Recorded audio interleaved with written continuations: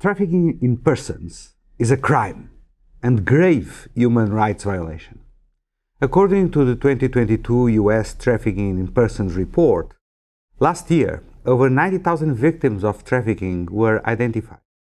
More than 10,000 cases were prosecuted and 5,000 were convicted.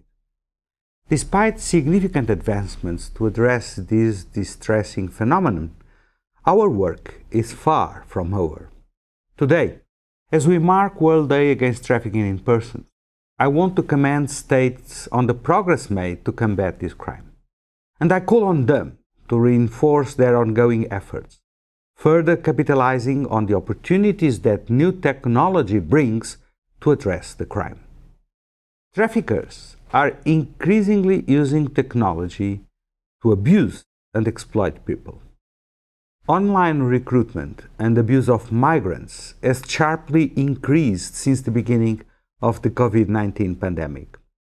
Governments can also utilize technology, and must do so, to end this crime, conducting investigations and operations in cyberspace in line with the human rights standards, as well as better identify and protect victims and survivors.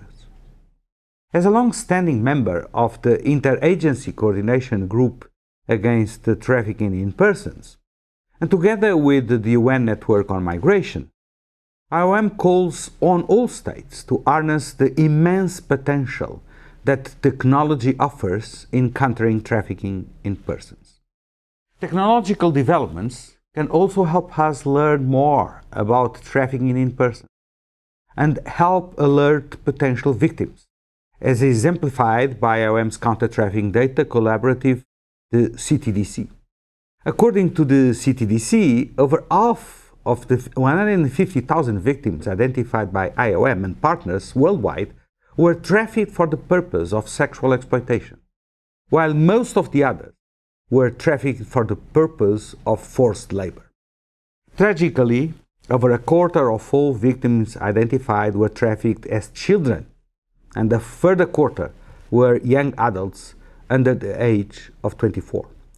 IOM is committed to prevent and combat trafficking in persons through international cooperation, in line with the commitments contained in the International Migration Review Forum Progress Declaration.